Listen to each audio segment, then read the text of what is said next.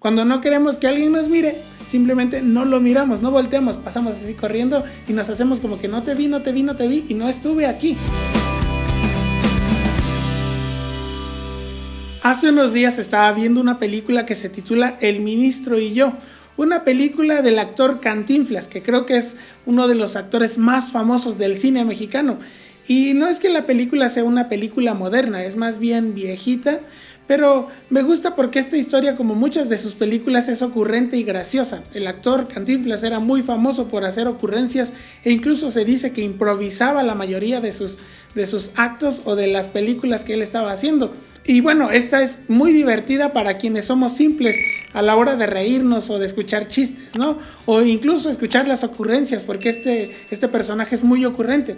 Pero tiene una escena muy emotiva al final esta película, y advierto que si no la has visto, voy a hablar del final.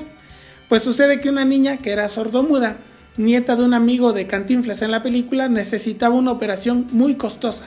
Es por eso que Don Melgarejo, como se llamaba en la película, decide vender una colección de estampillas y pues intercambiar, digamos, esa colección de estampillas por la operación para la niña. Es decir, obtiene el dinero y entonces lo invierte para la operación de esta niña, porque su salario y el salario de su abuelito, el abuelito de la niña, su amigo, no podía alcanzarles, nunca les iba a alcanzar para pagar esa operación.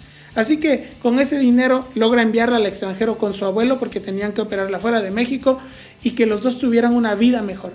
Entonces ellos se van por un rato y justo antes de terminar la película regresan a México, el abuelo y la niña, y van a buscar a Melgarejo a su trabajo. Él ya había perdido todo lo que tenía y ahora trabajaba en la calle. Pero después de la gran sorpresa de que los ve, entonces la niña se acerca y él pregunta ¿cómo les fue? Y la niña empieza a hablar en señales, no le expresa palabras que pudiera escuchar, y entonces él se pone muy triste, pero después la niña le da la sorpresa de que ya puede hablar y le dice ¿cómo estás, tío? Te quiero mucho. A lo que él contesta, a ver, dímelo otra vez, por favor, repítemelo. Y la niña nuevamente expresa, te quiero mucho. Y sabes, recordaba esta escena porque me pareció interesante que este personaje pidiera que le repitiera la misma frase. Es decir, quería escuchar la misma frase una y otra vez. Pero entonces creo que lo importante no estaba en la frase como tal, porque si ya le dijo que lo quiere, quedó claro que lo quiere. Pero creo que él quería escuchar su voz. Lo importante para él entonces, después de la operación de esta niña que no podía hablar, era escuchar su voz, el resultado de esa operación. Y más allá que cualquier otra cosa, en eso creo que se centra la película.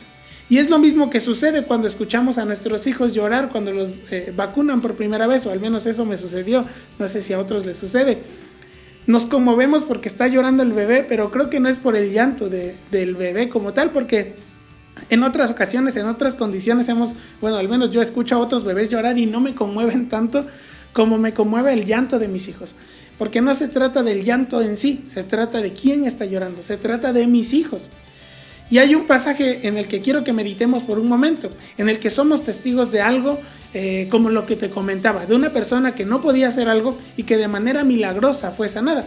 Esta historia la encontramos en Hechos 3 y dice así: un día subían Pedro y Juan al templo a las 3 de la tarde, que es la hora de la oración. Junto a la puerta llamada Hermosa había un hombre lisiado de nacimiento, al que todos los días dejaban allí para que pidiera limosna a los que entraban en el templo. Cuando éste vio que Pedro y Juan estaban por entrar, les pidió limosna. Pero Pedro, con Juan mirándolo fijamente, le dijo: míranos.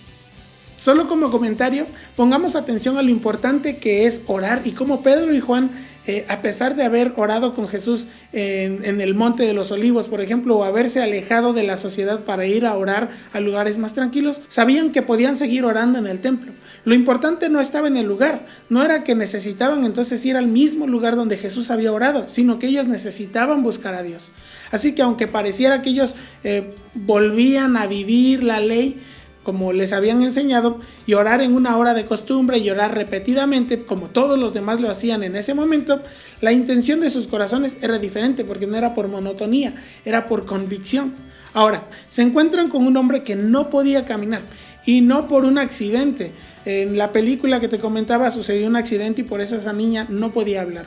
En la Biblia encontramos el ejemplo de Mefiboset en 2 de Samuel, donde la Biblia nos relata que este niño se cayó o lo tiraron. Su nana huía cuando había muerto su abuelo, el rey Saúl, y su papá Jonatán, amigo de David.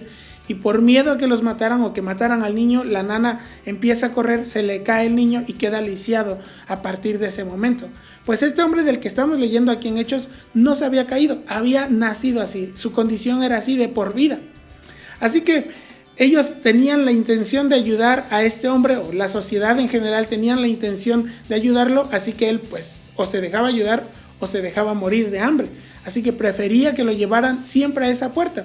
Y recordemos también que en aquel tiempo los judíos, y todavía creo, tienen una cultura de ayudar a los necesitados, aquellos que no tienen de comer.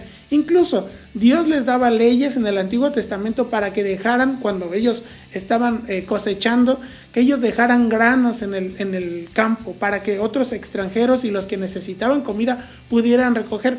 Es decir, ellos no iban y decían, no, todo es mío, y limpiaban, dejaban brillante, no. Ellos iban recogiendo lo que necesitaban, y si algo se caía, algo se quedaba, ellos no lo recogían, porque sabían que había gente que lo necesitaba. Pues es justo ahí, en ese instante, pidiendo limosna, tratando de sobrevivir y obtener algo para comer, que estos dos hombres se detienen y le dicen a este hombre, míranos. Imagínate la sorpresa, la mayoría de la gente trata de pasar desapercibido o trata de pasar inadvertido sin mirar a la gente. Cuando no queremos que alguien nos mire, simplemente no lo miramos, no volteamos, pasamos así corriendo y nos hacemos como que no te vi y no estuve aquí.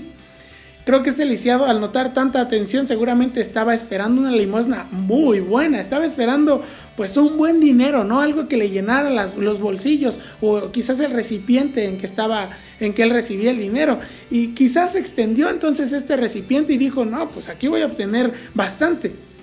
Pero así como te contaba al principio acerca de la película, lo importante no estaba en el dinero que él estaba esperando, o el dinero que pudieran dar Pedro y Juan, estaba en lo que venía a continuación.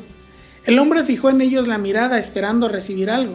No tengo plata ni oro, declaró Pedro, pero lo que tengo te doy. En el nombre de Jesucristo de Nazaret, levántate y anda. Y tomándolo por la mano derecha lo levantó.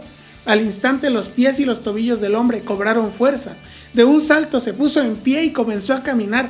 Luego entró con ellos en el templo con sus propios pies, saltando y alabando a Dios. Este hombre esperaba que le dieran dinero, esperaba obtener ganancias, quizás para la comida, quizás para la cena, quizás para el siguiente día, por si no tenía buena suerte, digamos, obteniendo dinero.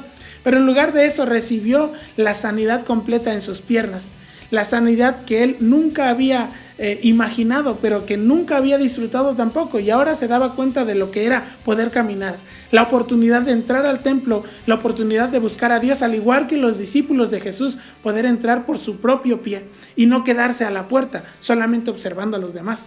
Y quería llegar a este punto del estudio para animarte a que no dejemos de apreciar lo que Dios ya nos dio, o que le demos valor a lo que tenemos como si nunca lo hubiéramos tenido. O que valoremos lo que Dios nos da aún sin merecerlo. ¿Como qué? Como su gracia, como un buen lugar para vivir, como una Biblia que nos transmite su palabra todos los días. Seguramente muchas personas iban al templo a orar, pero es probable que lo hacían por monotonía, lo hacían por costumbre, y que simplemente sus pies se movían rápido para entrar, orar y salir rápidamente, así como llegaron, vacíos, sin encontrarse con Dios. Pero me pongo a pensar que si todos hubiéramos recibido la misma sanidad que aquel hombre lisiado, probablemente habríamos entrado o habríamos saltado igual que él y entrado alabando a Dios, de manera que todos se dieron cuenta, porque dice la Biblia que todos notaron, oye, ¿no es este el que estaba sentado a la entrada, el que no podía caminar? Bueno, se dieron cuenta porque seguramente estaba gritando, gloria a Dios porque soy sano, alabo a mi Dios porque me sanó. Y no nada más una oración en voz baja ahí tímidamente, ¿no? La meta, entonces, solo quiero recalcar, no es imaginarnos en peores condiciones o hacernos sentir mal, o compararnos con alguien incluso, o decir, yo estoy mucho mejor que este que está pobre o este que no tiene lo que yo tengo. No, lo importante es que en nuestros corazones estemos seguros que más allá de todo lo material que podamos tener, Cristo Jesús nos salvó y nos rescató de nuestros pecados. Sucede como en la historia que te contaba al inicio.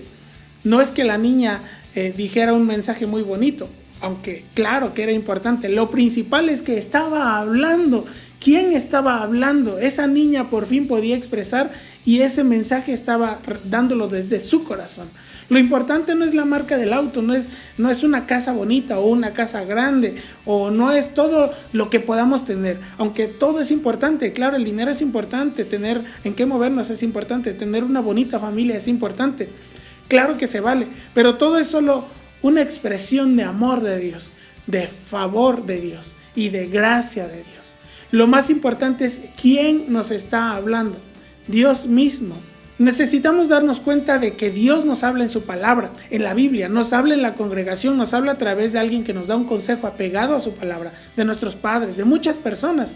Pero a veces o muchas veces ignoramos cuando nos dice lo mismo que Pedro y Juan: mírame, aquí estoy. No pierdas la oportunidad, o mejor dicho, no perdamos la oportunidad, tú y yo, de buscar a Dios y dejemos de extender el plato como el mendigo y buscar solamente el beneficio a través de lo que podemos mendigar. Mejor vivamos como sus discípulos, como Pedro y Juan, que podían pararse y podían bendecir a otros. Y además vivamos como hijos de Dios. Eso es muchísimo más grande, muchísimo más sublime, y creo que nosotros, como dice la Biblia, podemos acercarnos confiadamente como sus hijos.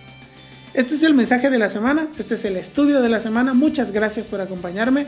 Espero que lo medites en tu corazón y que puedas compartirlo con alguien más. ¿Por qué no compartes este video si quieres en Facebook o en WhatsApp o en un estado, en lo que tú quieras? Compártelo. Seguramente que alguien lo necesita. Y primero Dios, nos vemos la próxima semana, el jueves a las 9:15 de la noche. Así que activa la campanita, suscríbete al canal para que te notifique cuando nosotros subamos el video. Muchas gracias nuevamente. Nos vemos luego. Que Dios te bendiga.